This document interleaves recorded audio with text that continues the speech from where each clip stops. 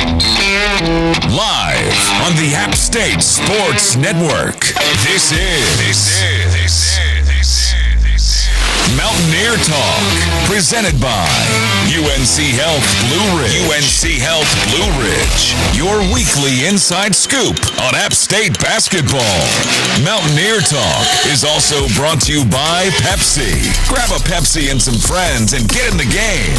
Pepsi, the official soft drink of your App State Mountaineers. And by UNC Health Blue Ridge, moving healthcare forward together.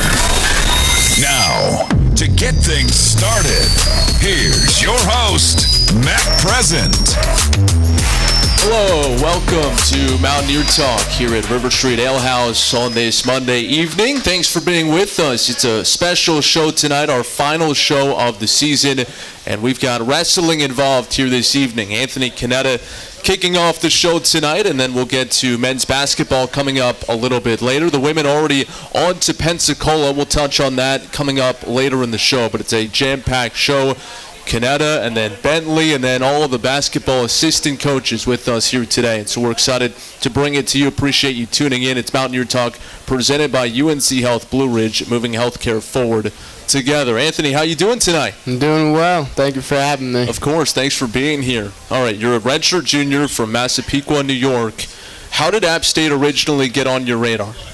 Well, my club coach, he used to do camps here, and I reached out to Coach Bentley, came on an unofficial visit, and then I walked off the mat in Nationals. I did pretty well there, and he came up to me and asked me to come on an official visit, and that's where my journey started at App State. What do you remember about the first time you came on that visit and got onto campus here in Boone? Oh, well, our grad assistant, Will Miller, he told me, he goes, I was sitting on the couch, and he goes, hey, buddy, if you come here, you're going to be here with me, and you're going to be one of my best buds, and Will just taking me under his wing and all the other guys, and just kind of became a leader because of it. Well, and that's interesting because you've now taken over his weight class. After he graduated, you bumped up. What has that transition been like for you, earning a spot this year in the starting lineup? I think it kind of helped me focus on wrestling more, my technique, instead of coming in for an extra workout, focusing on my weight. I focused more on technique, and in practice I've just focused on getting down the aspect of wrestling and my mental health. Let's talk about wrestling practice. What is that like? I know Coach Bentley gets after it with you guys. What goes on in practice? How do you guys go about getting better? Yeah, so we kind of have a great culture on the team. Every guy on the team pushes each other. There's no cancers on the team. It's just a positive environment. Everyone works hard. We push each other, and it's just that's how we get better, and that's how we win our SoCon titles. What goes into it on the training side, the weight room, the nutrition? I imagine those things are especially key in wrestling where weight and strength is such a factor. Yeah, for me bumping up to 165 this year, the weight room was definitely my best friend this year. Just lifting and kind of getting a little bigger than I needed to for wrestling at 157 2 years ago. I just needed to get a little stronger, but I knew my technique was there. I was definitely a little faster than some of the guys this year, and I felt really good at the weight. Talk about being faster. I think that's a good segue into one of the hallmarks of this program, and that's running the knob. Yeah. Tell me about your first experience running the knob. All right. Yeah, the knob is it's got its big flaws, and it's got its it's self-explanatory. I've seen Tomas Brooker almost get hit by a deer on the knob while running. I saw Hunter Adams just kind of sitting on the side throwing up. A couple of my other teammates throwing up, but we push each other up that knob and just give each other motivation just to run up it. And I've seen guys bear crawl up it on all fours. I can see why a deer might get confused. Yes. All right. Certainly the knob, a big part of what you guys do. Varsity gym, a terrific home mat advantage. Tell us what it's like wrestling in front of the crowds you guys get in Varsity Gym. It's amazing. I love the atmosphere. I love App State. Just all our donors and all the people that just support App State they're great people. Like I saw Mr. Byers the other night at Mint, and he just gave me a big old hug. And I was celebrating my 2-year with my girlfriend, and we were just talking about getting another championship next year because I told him I was coming back for a 5th year, and he was super excited about that. So I just love all App State's fans and the coaching staff and all my teammates, and it's just a great support group. That's awesome. All right, Friday and Saturday you guys are off to Asheville for the Southern Conference Championships. What is it going to take for you and for this team to bring home another title? I think we can go 10 for 10, honestly. If we get 10 guys winning it, we get 10 guys sent to nationals, and that's great for our team, and we'll be even stronger next year. But what it's going to take is just me staying on my offense and being stingy with takedowns and keep scoring. You guys are a young team this year, younger than most years past, and you're now one of the veteran guys, whether it's throughout the season or heading into the final stretch. What have you brought out in terms of your leadership on this team? I think since I'm not cutting weight, I feel better, and I bring that energy into the room and just bringing guys up. Like I had a couple of speeches, and instead of putting guys down and telling them they're not doing good because they missed a sprint or they're not wrestling good in practice because they don't feel the best, I think just telling them hey, let's get the next one, or let's focus on one thing at a time. And I think that's just been a big thing this year for us, and it's kind of brought us to winning that title. Lastly, away from wrestling, what has been your favorite thing to do here in Boone? I golf a little bit, so I go golfing with some of the guys. And I have this family here that kind of take me under their wing, and because I'm from New York, that I can't visit my family all the time. So they taking me under their wing. They take me golfing sometimes, and it's just been a great experience with them and my teammates golfing. That's awesome. Good luck this weekend. Thanks so much for being with us here on Mountaineer Talk. Thank you so much for having me. I appreciate it. Anthony Conetta joining the show here tonight as we kick off the evening talking App State wrestling. More with head coach JohnMark Bentley coming your way right after this. Alumni Hall, the official online store of App State Athletics. Shop the latest and largest selection of App State apparel, hats, Yeti, all of your game day gear, including brands like Nike, by visiting Alumni Hall on King Street, or shop anytime at appstatesports.com or alumnihall.com. Alumni Hall, the ultimate Mountaineer shopping destination. Mountaineer Talk, presented by UNC Health Blue Ridge, continues right after this.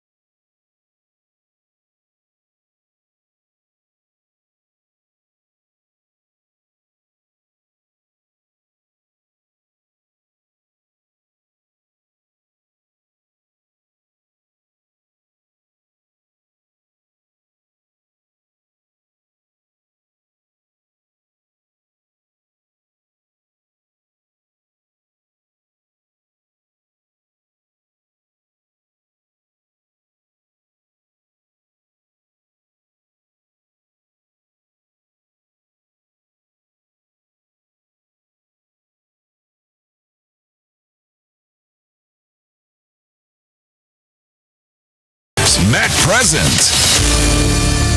Welcome back to Mountaineer Talk, a special show tonight as we involve App State Wrestling on their final week leading up to the SoCon Championships Friday and Saturday in Asheville. Head coach JohnMark Bentley with us now. And Coach, you guys have been awfully successful here in recent years. You've won the last 3 SoCon tournament titles. You've won 4 regular season titles the last 5 years.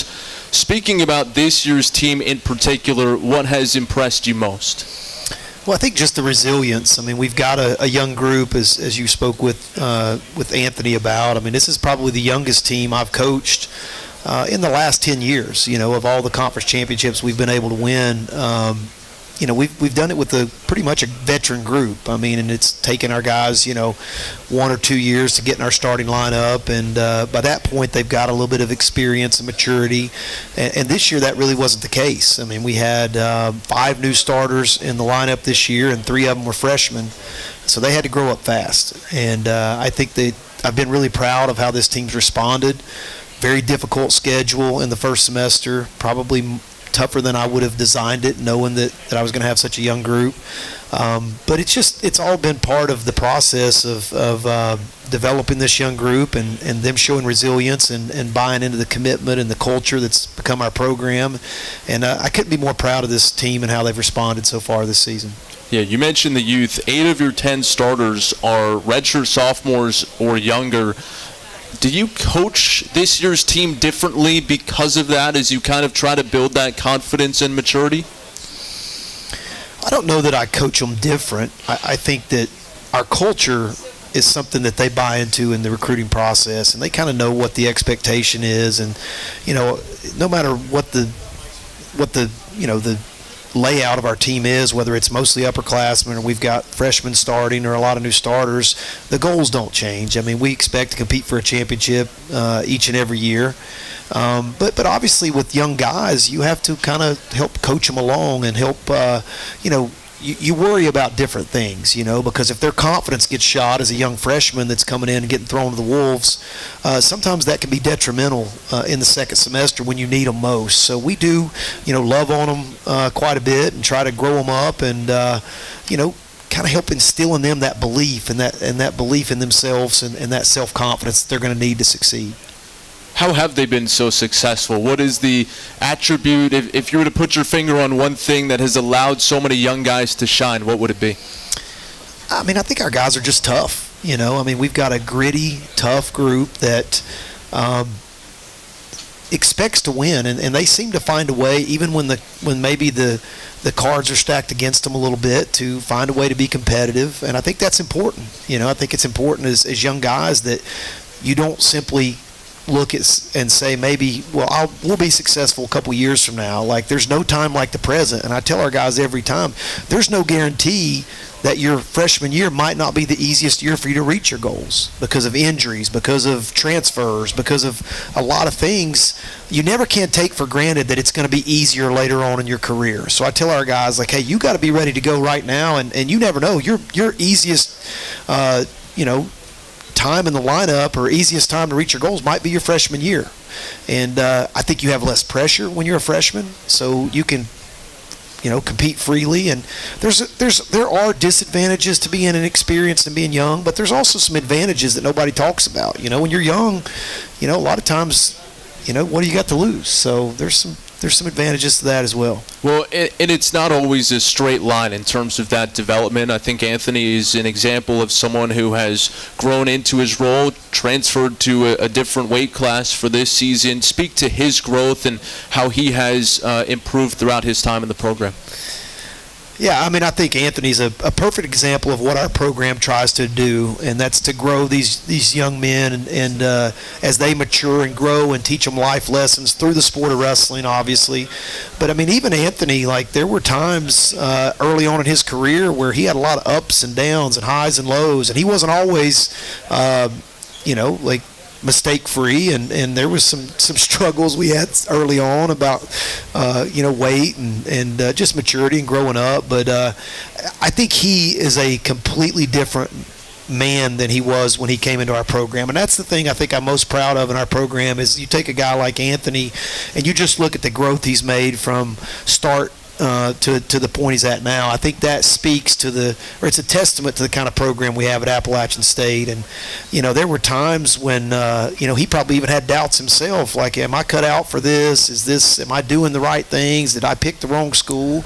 And he stayed with it, and he persevered, and he bought into our culture and our program, and that's why he's having the success he's having now. And so I think that is a great example of what our young guys should be looking at, is like, hey, if you stay with it and you stay committed, you're going to build in this process, and look at the guys that we're putting out. All right, you guys head to Asheville Friday and Saturday for the Sun Belt Championships. You guys have won each of the last 3 years. It was a really competitive regular season this year. What will it take to hoist another trophy? I think there's going to be a lot of tough battles. There's going to be a lot of tough moments that we have to find a way to win the tough battles. At the end of the day, I mean, there's going to be maybe one or two 10-second segments in matches that are going to make a difference whether we win a championship or we don't. And we got to find a way to make the most of those 10-second increments and make sure that we're prepared in those moments to fight for every single point, every single position, and do the tough, gritty things that we've been doing all year. And I think if our guys do that and we show up with a lot of energy and are excited about the opportunities, I think it could be a great weekend for us. Coach, appreciate the time. Good luck this weekend. Thank you. JohnMark Bentley joining us here tonight on Mountaineer Talk as we preview the wrestling tournament Friday and Saturday in Asheville. Tonight's show brought to you in part by the Peddlin' Pig. Thank you for your continued support of App State Athletics. We will shift gears and talk App State men's basketball. Associate head coach Tanner Smith with us when we come back. It's Mountaineer Talk presented by UNC Health Blue Ridge, moving healthcare forward together.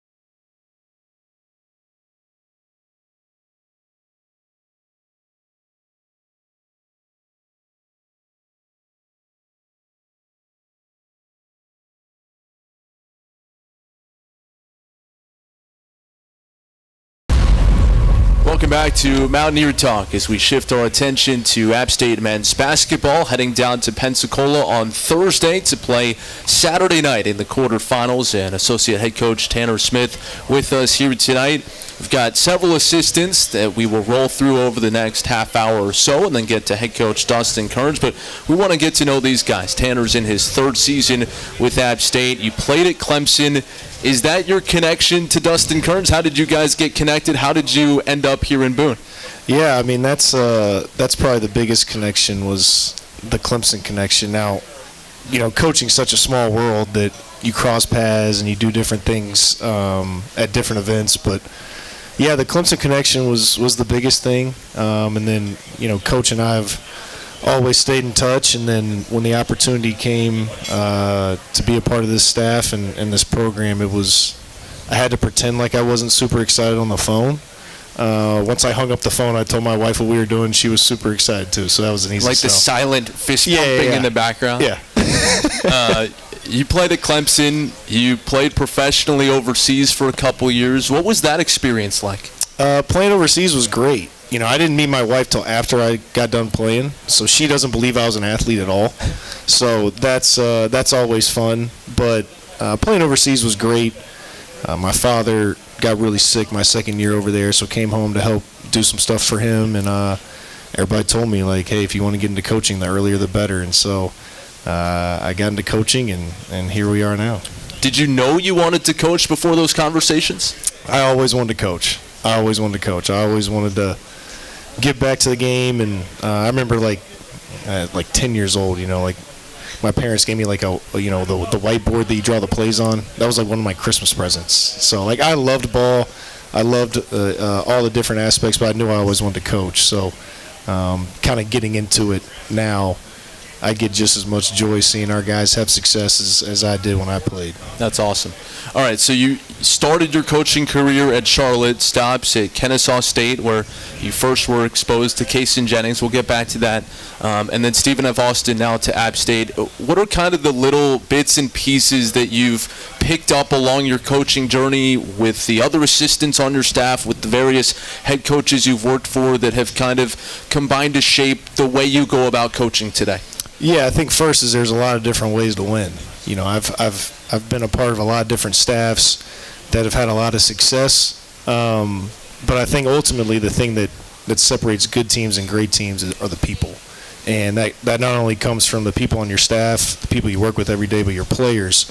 And I think that's what's so much fun here is we just have great people, and it's fun to go into work every day.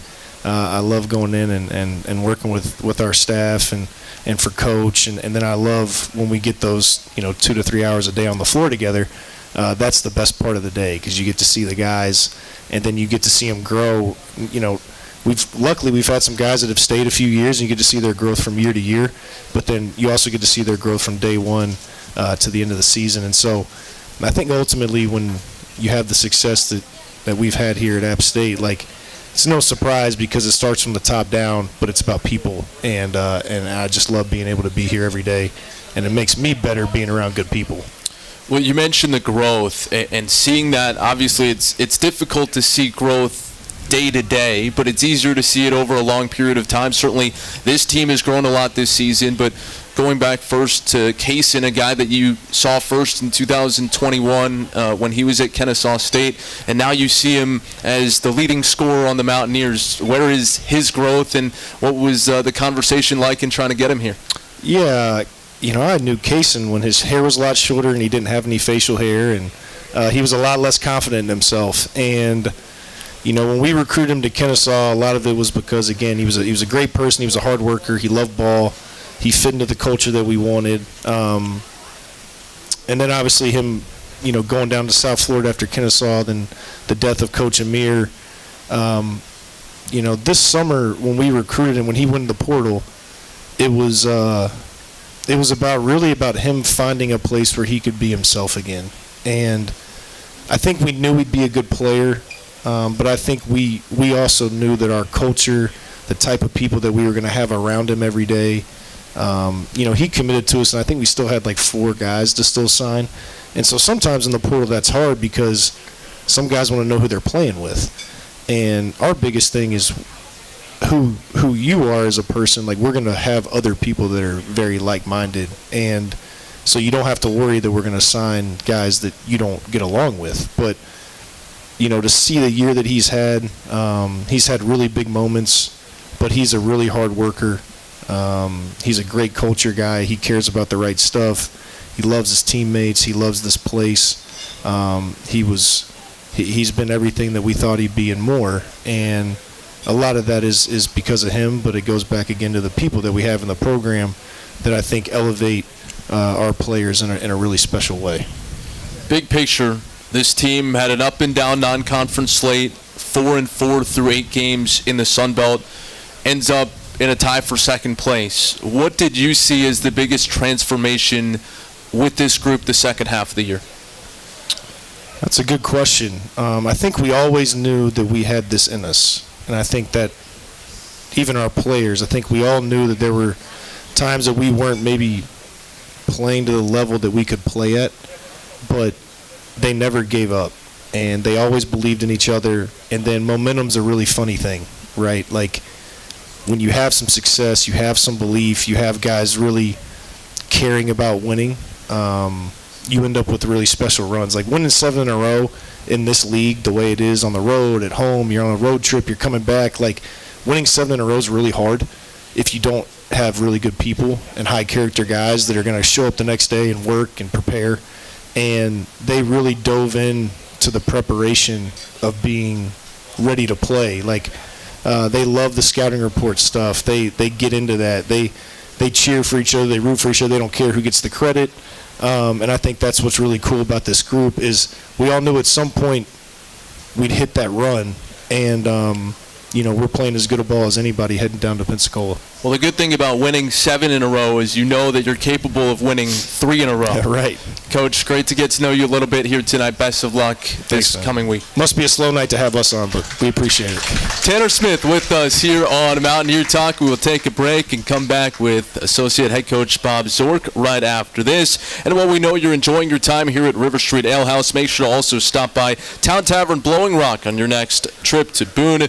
They're open for lunch, dinner, and later have 19 flat-screen TVs for you to catch the game and also boast the largest outdoor dining area in the high country. So stop by Town Tavern Blowing Rock on your next trip up the mountain. More of Mountaineer Talk comes your way right after this.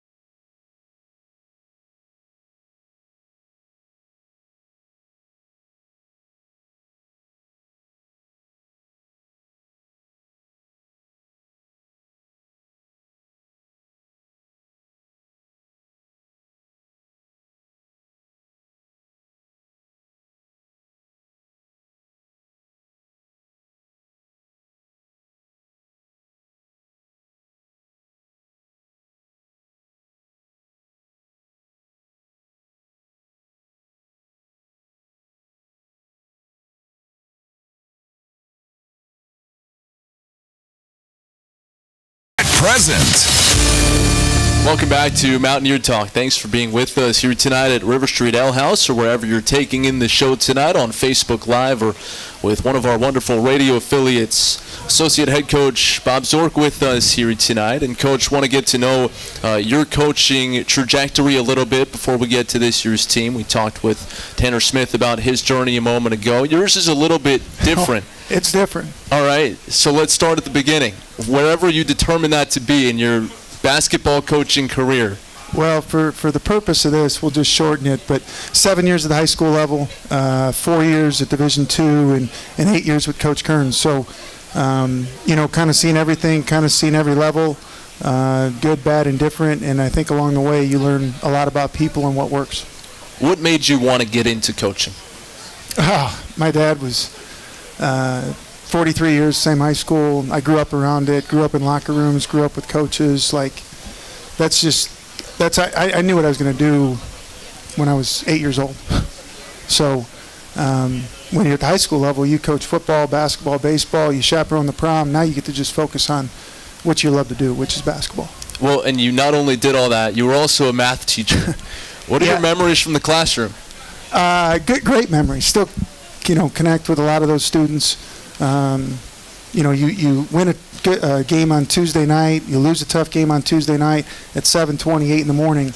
A lot of those students, they care about what you give to them in terms of that classroom experience. And so that was really a valuable lesson about being present and giving everything I have to them. You mentioned 8 years with Dustin Kerns. How did you and he first get connected at Presbyterian? That's a story for the ages. I was in Arkansas at an AAU event, and I got a random phone call. I didn't really know. Are you a guy that answers random phone calls? I always return, yeah. And so I thought he was calling about a player. A lot of times Division I guys call Division II guys, and then it led to something else, and I was like, well, I got to figure out who this guy is. And lo and behold, it's been not only a great decision, but it's been a lifelong friend. As you reflect on these 8 years, certainly a lot of success both at Presbyterian and here at App State. If you were going to identify some of those ingredients that have gone into not only winning but consistency, what would they be? Well, it starts at the top, and we've got a great leader who makes unbelievable decisions with our program day in and day out. He goes to bed at night thinking about how he can get better, wakes up in the morning how he can get better. And we've had great players. Tanner said it. It starts with the people, and it flies so fast. It really does. It's like yesterday we were just getting here, trying to figure out how do you win one game, and then you go through the years, and Justin Forrest texts coach this week, and O'Shawn texts us, and Adrian Delph, and all of a sudden there's this lineage of family. CJ just had he's now back on a 2A, and all of a sudden it's like, wow, that's all happened. Mike Elmonte's up in New York cheering for our team this week.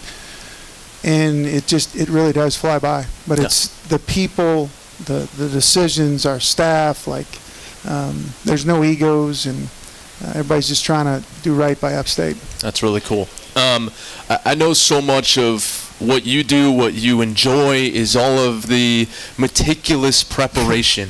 If you were to try to sum up how you go about building a scouting report or what goes into trying to prepare this team for the next opponent, how would you kind of break down your checklist of items?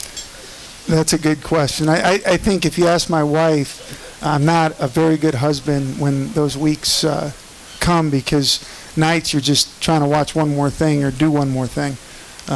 I think it's a fine line between what we take in as coaches and what we give to players. And I think Coach does a really good job of filtering what we as a staff bring to him of what they can handle. And so, we want to know all the ins and outs and all the tendencies and all that, but at the end of the day, those guys got to have a free mind. And so, there's a lot of work involved, but that's the fun part of it. You gotta have fun in the process. And defining what fun is in this business, you better have a definition that's going to keep you going. What's your definition? To me, the fun's in the work, fun's in the process, fun's in the day-to-day. We're in a profession where you're solving problems on a daily basis. I think if you're just about the wins, you're not going to be able to handle it. And all the daily stuff that maybe you don't see or people don't see on TV is what the fun is. And that to me is what it is. As you look back on this season, from where it started on the road in the MAC SBC Challenge to a couple days away from heading down to the Sun Belt Tournament, what are the areas that you're most proud of in the growth that you've seen in this team? Wow. We look like a completely different team today than we did game one. And it's a credit to our guys. It's a credit to them sticking with it. Our development across the board is really been incredible. And if we didn't have the guys that we have, I don't know if this season goes like it is, but we've got a locker room that is invested in each other, invested in coach, and comes to work every day trying to get better. And I think it starts with them. Is that something that you can tell over the summer, or at what point does that reveal itself about a team? Yeah, this team, this summer, they were close like the first week they got on campus together. You could tell that their bond was different. And I think that the growth for them was learning how to hold each other accountable. Because they were such good friends, they didn't want to upset each other. And as we grew in that area, our team grew on the floor.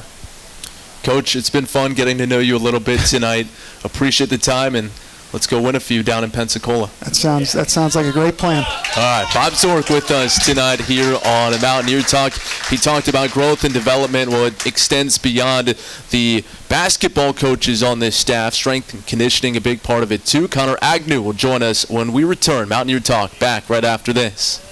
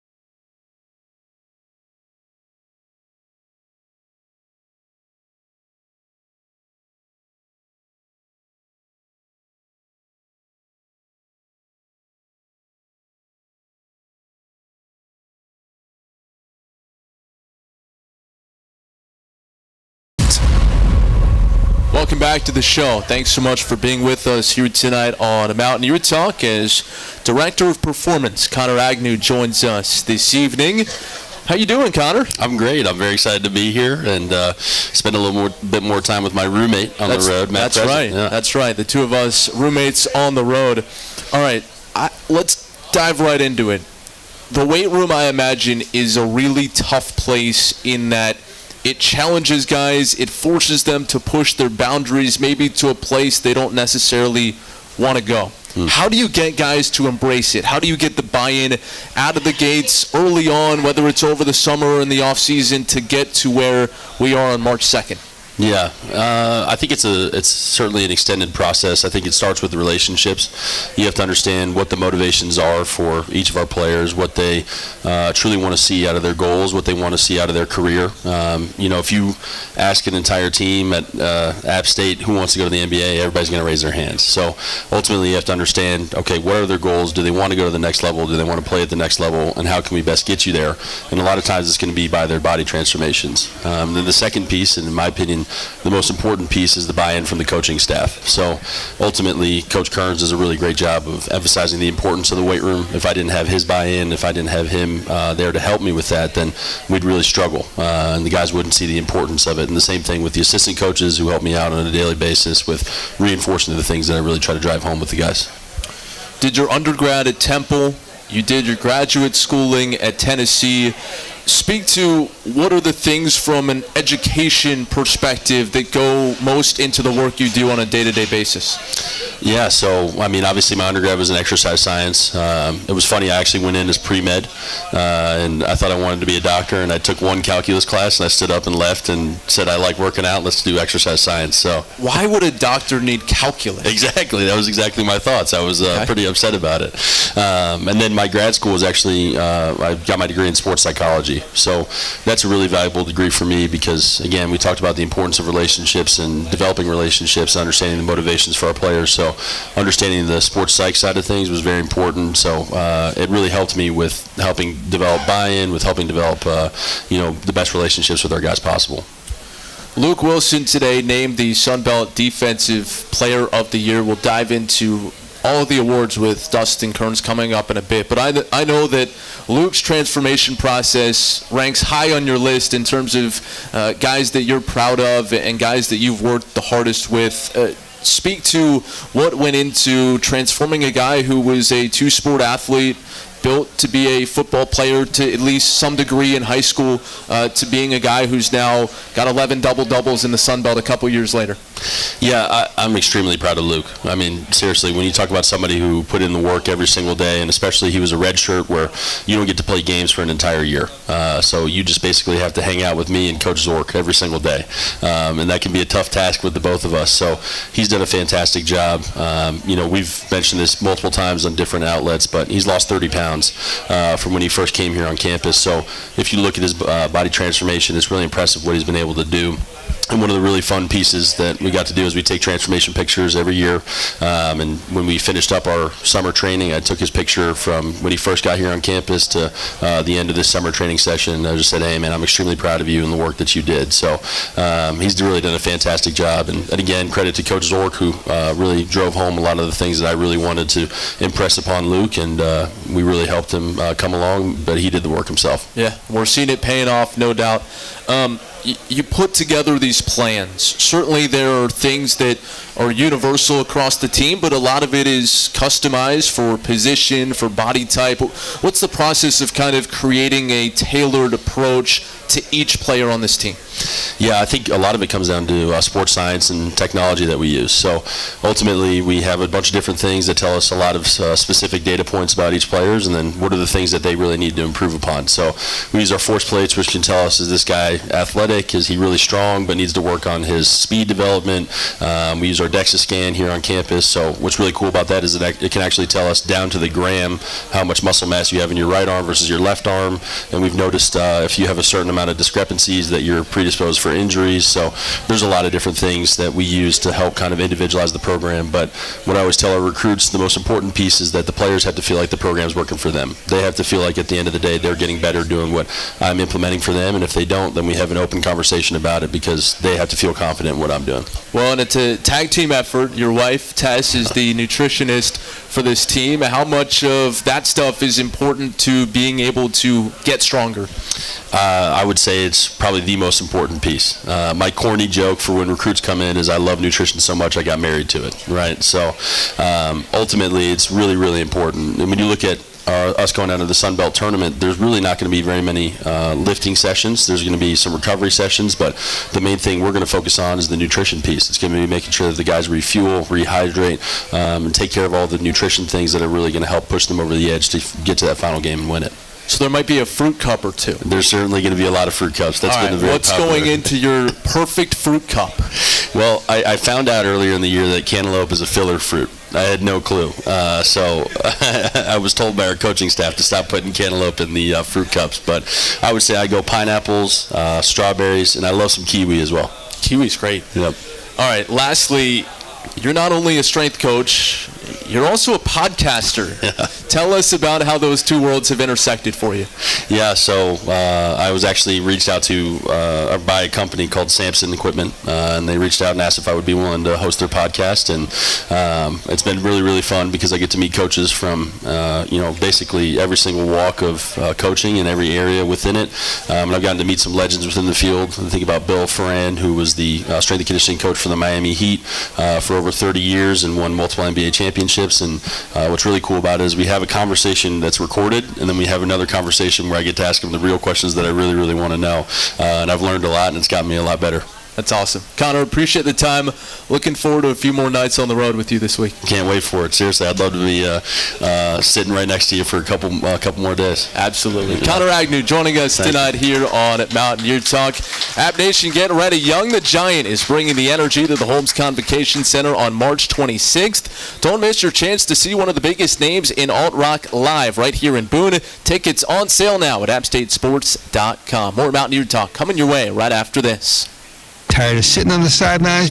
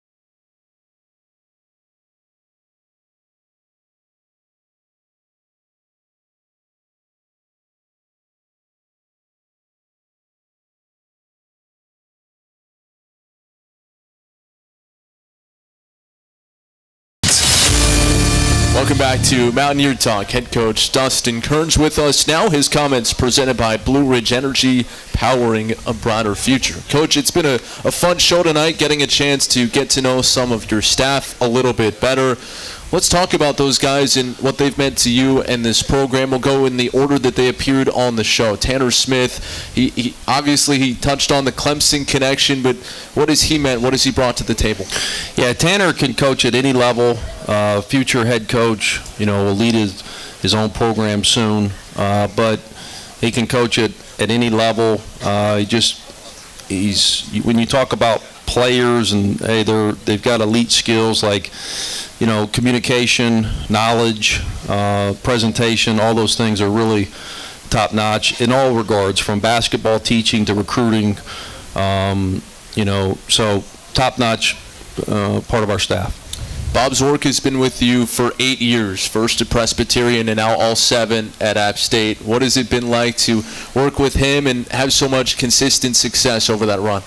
Yeah, Bob's one of the best decisions I've ever made as a head coach, and I say that in a sense, another person who is going to be a Division I head coach and run his own program and ready to do so, or can coach at any level. He can coach at the highest level, Big Ten, whatever. And so just a guy that's basketball junkie, a guy that, just when you talk certainly about players, you talk about a guy that just impacts winning. And so, Bob's been with me for 8 years. We've never had a losing season together, and he's a big part of that. Connor Agnew, your strength coach, he talked about the fact that it's your buy-in, it's the assistant's buy-in that helps him do what he does successfully. How does his success with your guys translate onto the floor? Yeah, and I thought, Connor, if you just look at the optics of our players and the conditioning of our players, look at Luke Wilson, the work that, Connor Agnew does speaks for itself. I think one of the best things about Connor Agnew is his wife, who's our nutritionist, Tess Agnew, and so she does a great job as well. But Connor, very, very good at what he does, and just a guy that, as we call tarp pullers, right? They're willing to pull the tarp. He's making smoothies. He's doing whatever it takes to help win. But also, you can see, some of the pictures before and after that we have of our players. Player development's more than just on court stuff. It's with the body, and it's in the weight room as well. And the player development piece that Connor Agnew brings to our program is high level. All right, big day for your guys today. Luke Wilson named the Sun Belt Defensive Player of the Year. Kason Jennings, a second-team All-Conference selection, and Alonzo Dodd, a third-teamer. Let's go in order and talk about those guys and their growth throughout the year.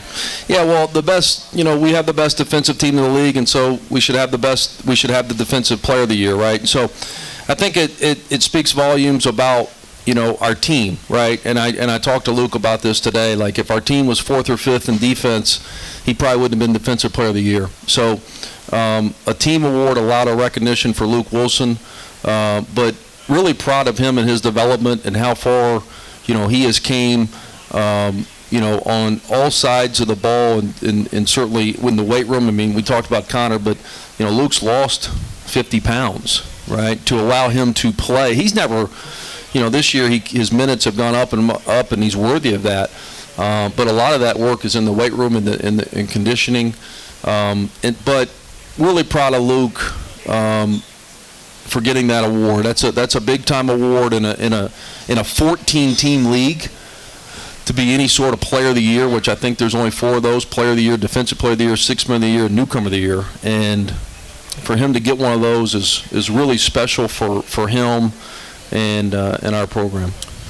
When you play as physically as he does and as many minutes as he's been able to play this year, by and large, he's done a really good job of staying out of foul trouble. How has he been able to be physical on the glass, block as many shots as he has, 55 on the season, and still stay on the floor? Yeah, I think there's probably a lot of different answers to that question. I think that our coaching staff, does a really good job of teaching how to play without fouling, and that's something that we emphasize. It's one of our pillars of defensively, and we try to execute it, right? But I think that there's some teaching that goes involved. Coach Zork and Coach Martin work with our bigs, and they do a really good job with, being able to defend without fouling. Alonzo Dodd last year played alongside Miles Tate. Obviously, Miles had a terrific career here. For Zoe to step up into that role, how has he been able to transform his game to the point where he's an all-league player? Yeah, and Alonzo's the biggest part of the equation, right? He's worked hard. It means a lot to him. His care factor is high. I think Coach Smith and Coach Johnson, who work with our guards, have done a really, really good job of the player development piece. I think that, and I was talking to Coach Martin earlier, I think that he's our 13th, 14th all-conference guard as a head coach, and I think that we show all those in recruiting, the development piece, the year by year. I think Alonzo's may be as staggering and as good as all of them. And really proud of Alonzo. Once again, he's the biggest part of the equation. He's really evolved into a leader. He's really evolved into someone who is very reliable and on both sides of the ball. But, just could not be more proud of Alonzo and the season that he's had. Kason Jennings hasn't been in your program his entire career when you think about trajectory and development, but he's doubled his scoring average from last year to this year. Speak to what you guys have been able to do in this system to allow him to thrive the way he has. Yeah, Kason's another guy that, you kind of, what is it, the phrase, you work in front of no one so you can shine in front of thousands, right? Like every morning he's in the gym and he's not being asked to and he's not being prompted to and he's not in there with a lot of times anyone else. He's in there on his own. He's a self-starter. And I just think those hours and days have really added up for him. And then most importantly, like he's impacted winning. And I think that the fact that we had 2 all-conference players, and we're only one of 3 teams to have 2 people, you got 15 spots for 14 teams, but Kayson's impacted winning. I'm really proud of him, the fact that he's had the best season individually of his career. I know what makes it cool, though, is he wants another championship just as much as he wanted an all-conference. And so he's got 1 goal checked. It means a lot to him to get the other one. And, we're certainly in a position to do so. But those good days, those hard-working days in front of no one in the gym, I get reported sometime, hey, one of your players is in the Harrell Center every single morning.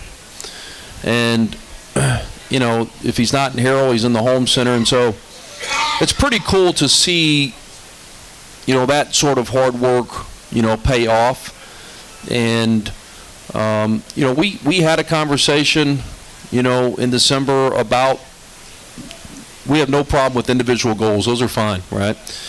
But in order for him to become an all-conference player, our team needed to prove that we could win and be in the top half of the league. And that means a lot to him. And so that's a big part of him getting that. All right, so let's talk about the team goal. You guys finish up the regular season last Friday. A lot of uncertainty with tiebreakers and what the bracket would look like. And when you see it and you see the 4 seed next to App State and you see the path ahead, what is your reaction and assessment of where things can go? Yeah, well, I mean, in a league like ours, right, like you've got 14 dogs fighting for 1 bone. And, arguably the hardest 1-bid league in America, right? But it's all about matchups. And it's we've got, some teams on our side that I feel like that we match up well against. That doesn't mean we're going to go down there and win by 20 points each game, but we match up well with the teams on our side. And once you get to Monday night, it's all about adrenaline. But certainly it's 1 game at a time. But for us to get a bye all the way to Saturday is a big deal. I think that, you got to be in that Saturday or Sunday bye, realistically. And certainly we've done that. And so we're looking forward to getting some rest, getting some, fine-tune some things, and getting down there to Pensacola on Thursday and getting the arena, getting the base center, smell the popcorn, see the ball bouncing a little bit, watch other people play, and then, sit at the hotel Friday and watch and turn our preparation that night and get ready to tip it off Saturday.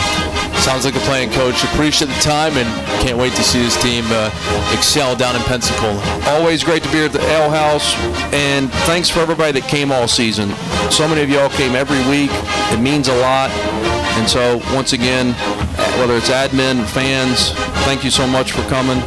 And go Mountaineers, take the stairs.